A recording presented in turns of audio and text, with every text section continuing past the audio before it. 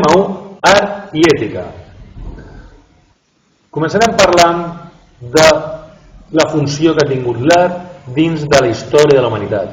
De l'art, com ha influït molt a l'ètica i a les religions. Ha estat present sempre. A l'apartat primer, la història de l'art, comencem explicant que l'art apareix al voltant de l'any 25.000 abans de Crist, a la prehistòria, aquella etapa que coneguem com el nom del Paleolític. Cada estil artístic ha estat molt influït per la regió, per l'imperi, per la societat o per l'etapa que es vivia en aquell moment. I cada regió ha desenvolupat el seu propi estil artístic. Aquí teniu aquesta adreça que és de Software, és un apartat, el veiem aquí a continuació, aquí el teniu, la guia d'història de l'art per a l'ESO, teniu una línia del temps on es representa les etapes de l'història de l'art.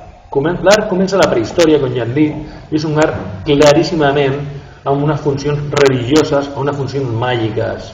Recordem, per exemple, les Venus, que tenia aquella funció d'honrar els déus, a les deesses, perquè les dones fossin fèrtils. Sense fertilitat no n'hi havia una prosperitat, el camp no podia prosperar, s'extingia.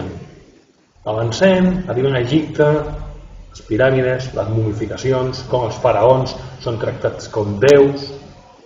Arribem a l'art grec, a l'art romà, ja entrem dins dels segles 7 abans de Crist, 3 abans de Crist, entrem a la nostra era, l'art hispano-musulmà, i a continuació tenim un art claríssimament influït per la religió, com és el romànic i el gòtic. Dels segles X als segles XII es desenvolupa a Europa un estil artístic on l'art pretenia crear més fidels, l'art pretenia portar la religió a tota l'Europa. De fet, parlem d'Europa moltes vegades com la cristiandat.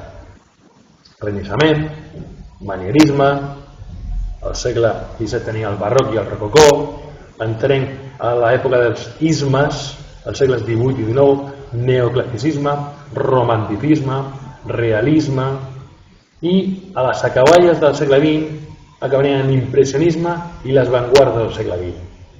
Tots aquests estils artístics han volgut plasmar una ètica, uns valors, unes religions. Anem a la següent diapositiva. Aquestes funcions de l'art, quines han estat? La primera, ornamental, adornar, embellir un espai. Màgiques, a la prehistòria, claríssimament. L'art volia cridar els déus en una situació límit de vida, doncs necessitaven qualsevol ajuda. Funció religiosa, el màxim exponent d'aquesta funció religiosa podríem parlar que és el romànic i el gòtic.